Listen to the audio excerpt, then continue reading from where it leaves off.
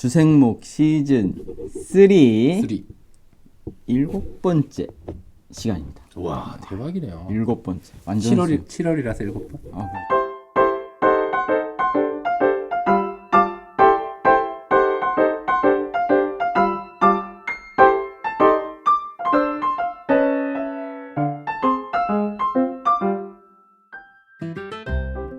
저희 본당 네. 대예배실 3층. 3층.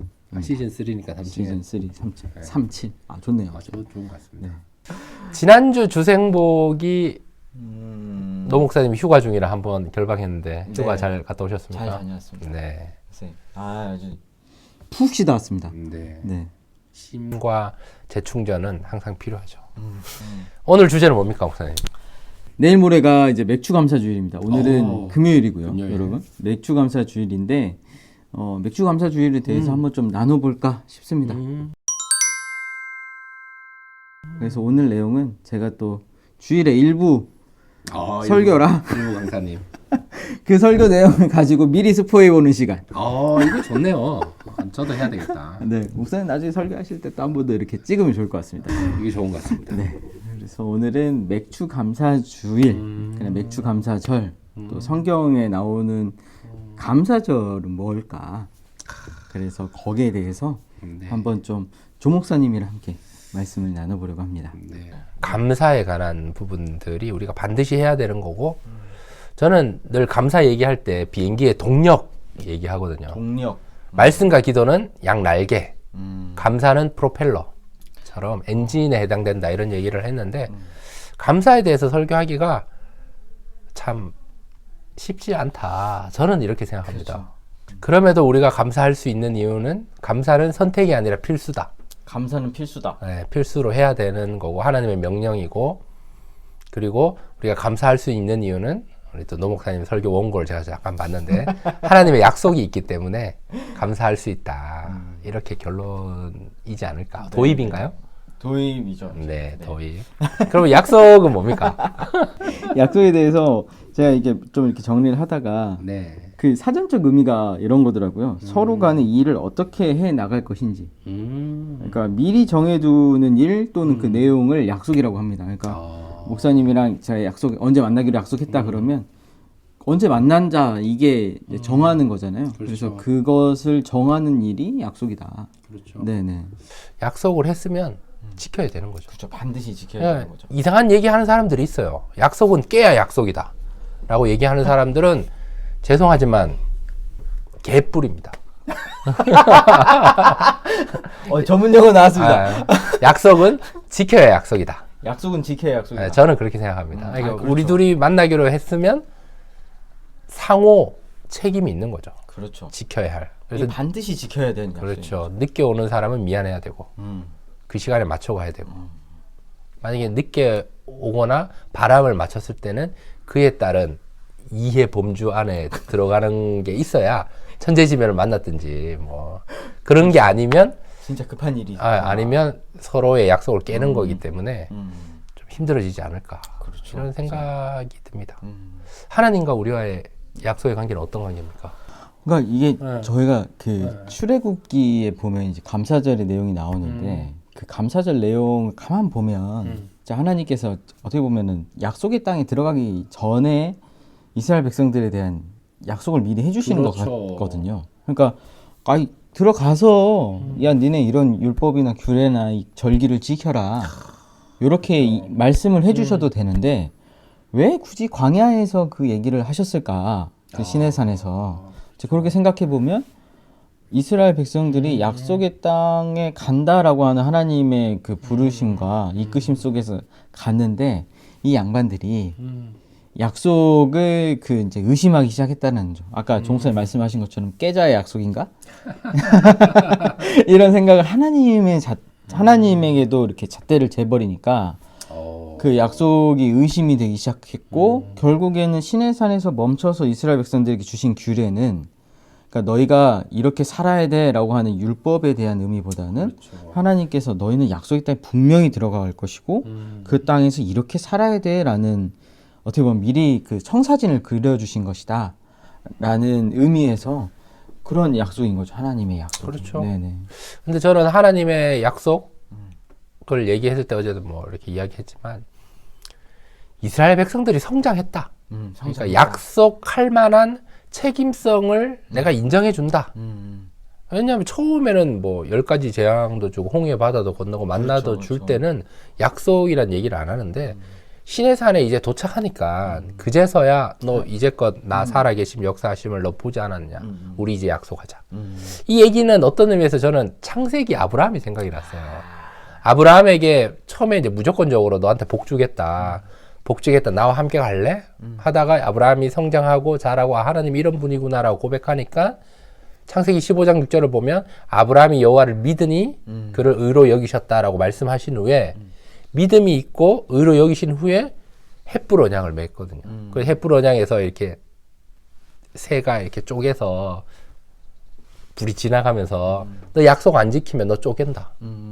이렇게 굉장히 무시무시한 메시지를 하나님께서 주시는 부분에서 아브라함이 성장했기 때문에 그 이제는 약속을 맺을 어떤 의미에서는 하나님의 형상을 가진 부분이 많이 회복돼서 하나님과의 동등하게 약속을 가질 수 있도록 할 수 있도록 하나님께서 인정해 주신 거죠. 저도 저희 집에 4살짜리가 있는데 약속 안 합니다. 내가 해줄게 이런 무조건적인 은혜를 더하지. 야, 너 4살짜리가 아빠한테 뭐 귀한 거 사줘. 뭐 이런 약속을 하면 개뿔이잖아요. 안 되잖아요. 근데 얘가 한 20살이 되고 30살이 됐으면 이 약속을 하면 지켜야 돼요. 서로 지켜야 되는 거예요. 그러니까 관계가 됐다라는 거죠. 네, 이게 그렇죠. 어느 정도. 네. 그러니까 어느 정도 관계가 돼서 하나님께서 이제 이스라엘 백성들도 그렇죠. 어떻게 보면 하나님도 믿고 이제 이스라엘 백성들도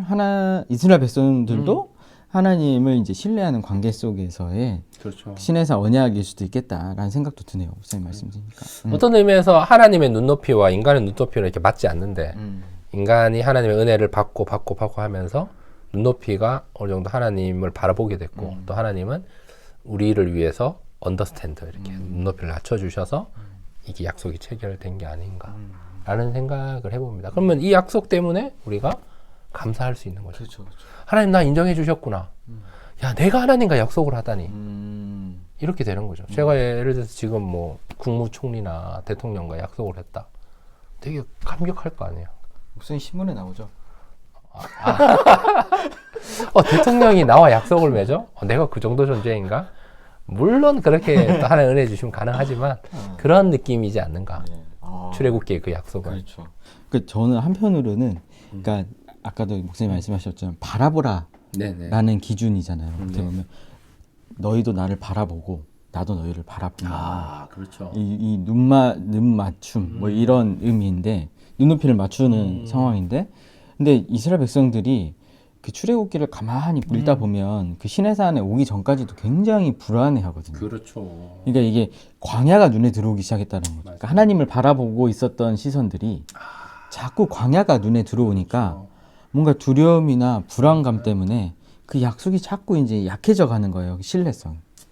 저는 이제 그런 느낌도 받았습니다. 그런 부분들이. 그러니까 그게 뭐냐면 하나님의 눈과 우리 눈이 맞아야 되지만 하나님 눈은 안 보이니까 하나님이 약속을 해주셨는데 안 보이니까 광야 보이면 다 허벌판이니까 그렇죠. 두려워하는 우리 인간의 모습이지 않는가.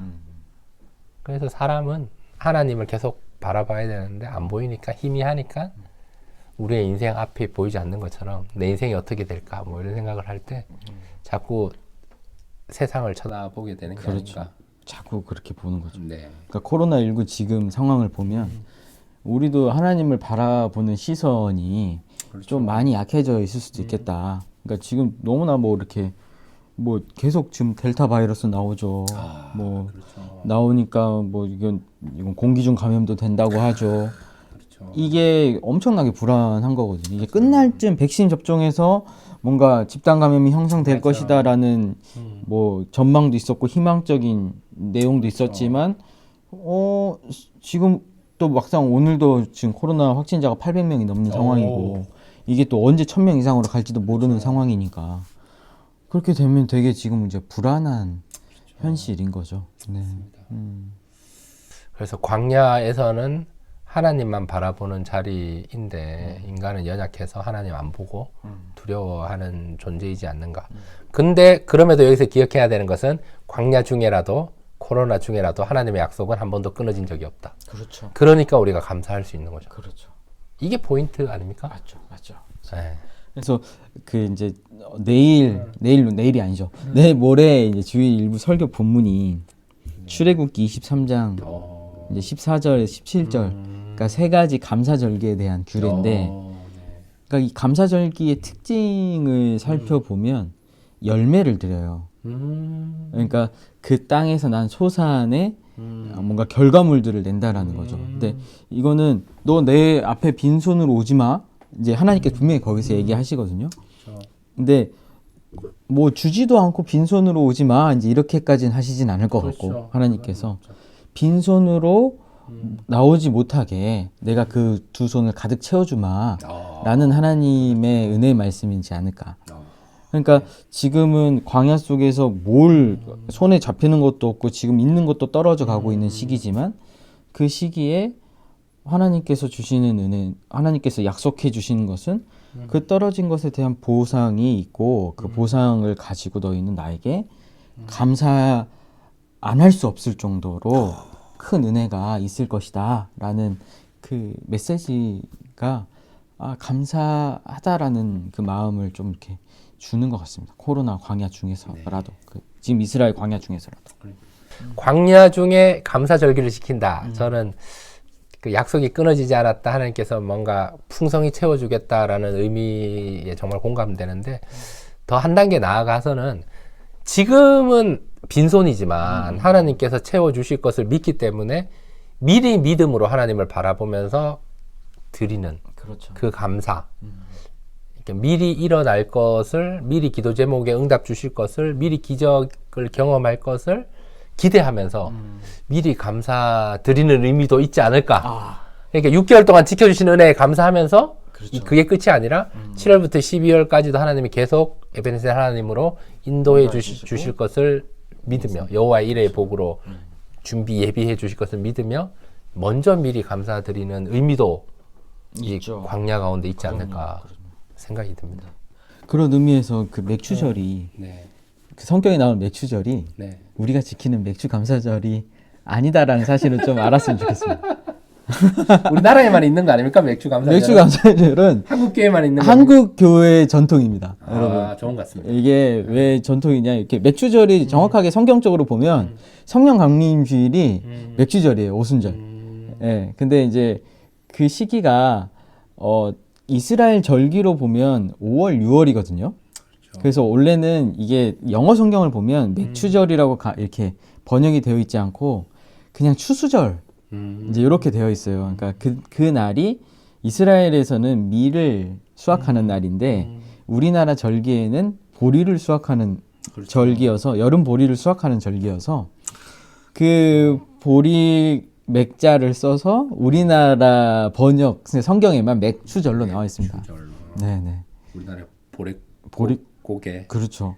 그 무시무시한 그러니까 이 전통을 보면은 그러니까 우리가 농경 사회였잖아요. 그렇죠. 농경 사회에서는 항상 추수 때 이렇게 가을 추수에 곡식을 메워놓고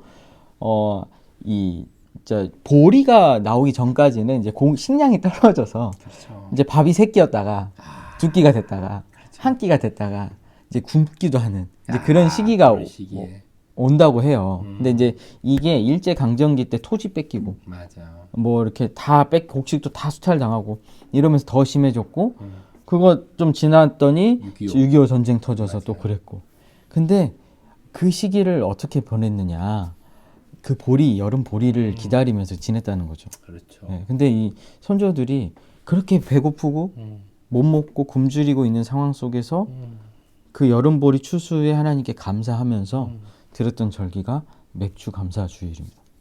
좋은 것 같습니다. 이거 한국 교회 전통이 좋은 것 같습니다. 네, 이거 진짜 의미가 있어요. 그러니까 7월 첫 주와 뭐 11월 첫 주 우리 과천교회에서는 맥주 감사절, 추수 감사절 드리는데 저는 맥주 감사절도 한 2번 하고 추수 감사절 한 2번 해야 되는 게 아니에요.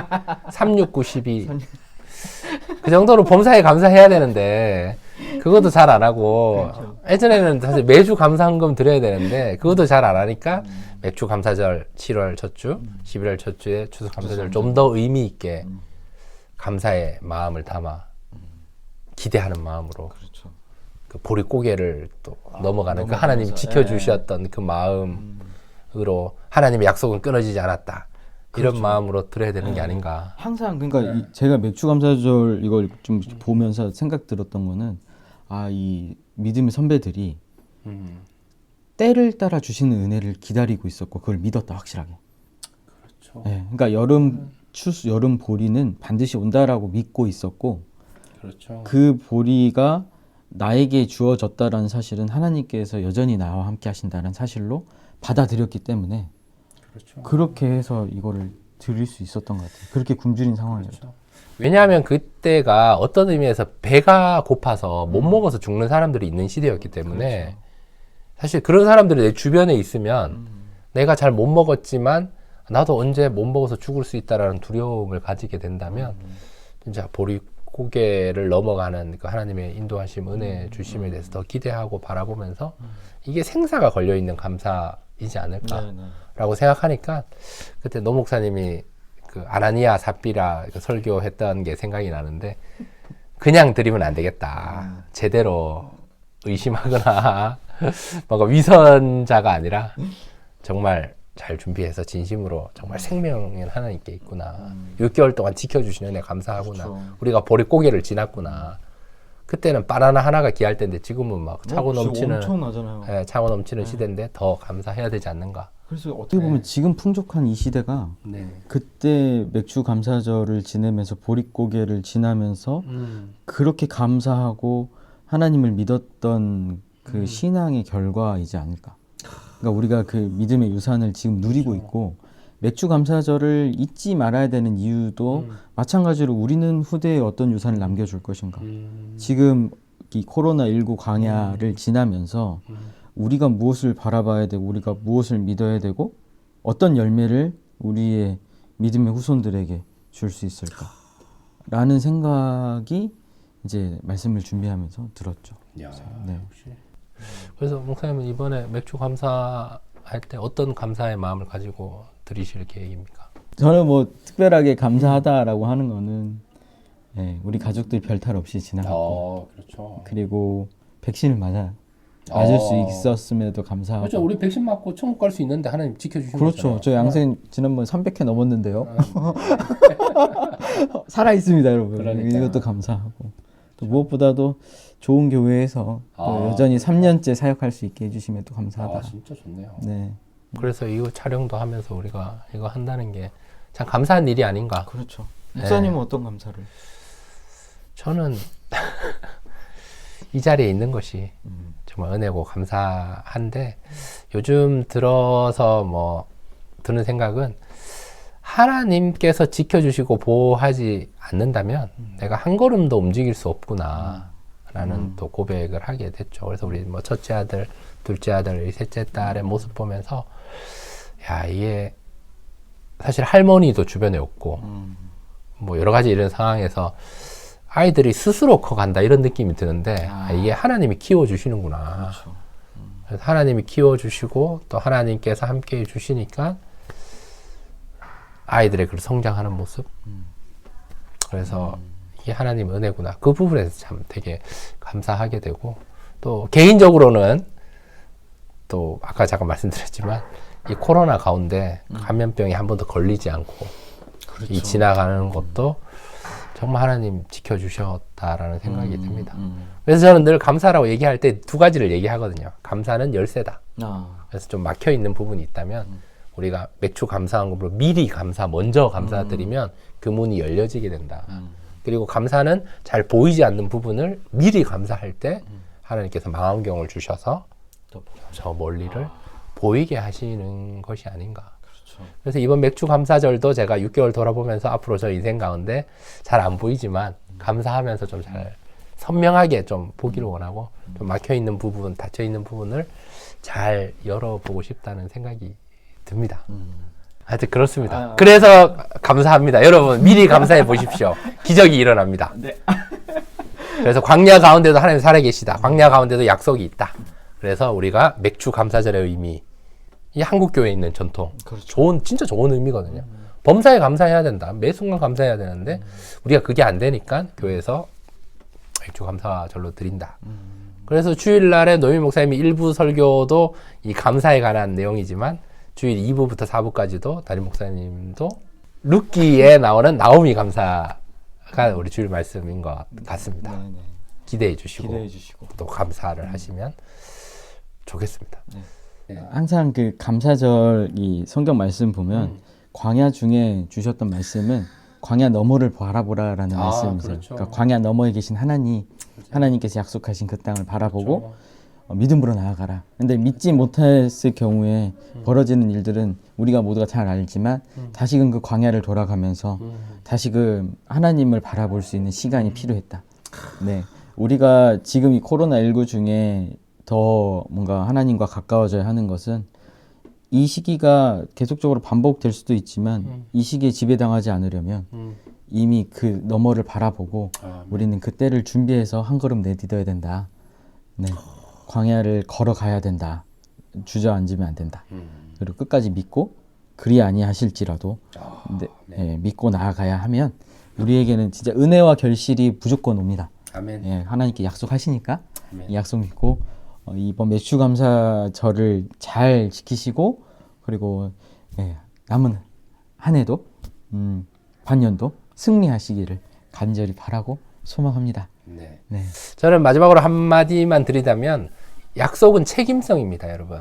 하나님은 성실히 지켰는데 우리는 왜 안 지킵니까? 그 책임은 나한테 있다. 그러니까 여러분 다시금 그 은혜를 돌아보시면서 감사의 마음 가운데, 약속의 가운데, 광야 가운데 하나님 지켜주신 은혜에 대해서 좀 책임성을 가지고 감사해야 되는 것이 아닌가. 이렇게 저는 마무리를 해 봅니다. 오늘 아침에 제가 교회 오는데 그 어린이 차에 그 1단지 이제 젊은 엄마들이 이렇게 차에 딱 태우고 애들한테 막 하트를 하는 그 모습을 보는데 되게 좋더라고요. 또 하나님께서 우리를 볼 때 그런 마음이 아닐까. 우리를 코로나 이 광야 가운데 태워 보내면서 야, 너 잘할 줄 믿어, 화이팅, 사랑해, 이렇게 하는 마음을 우리가 좀 느끼면 좋겠다. 이것을 제가 또 말씀을 드립니다. 여러분 구독 눌러줄 것을 제가 기대하면서 우리가 더 책임성을 가지고 열심히 할 수 있지 않을까 생각해 봅니다. 한 주도 평안하시고요, 여러분들. 매일 감사하시고 또 매일 기쁨이 가득하시기를 간절히 소망합니다. 아멘. 감사합니다. 소망합니다. 안녕. 감사합니다. 계속 좋은 생각. 역시 계속 네. 좋은 생각만. 네, 강건하십시오. 간과하십시오. 다음 주에 뵙겠습니다. 네. 안녕히 계세요. 조회수 150회인데 조회수 한 500회를 바라보면서 미리 감사하고 아멘. 여러분 구독과 좋아요. 이런 좋은 내용은 좀 나누어줘야 됩니다. 자녀들 불러서 이거 한번 봐라.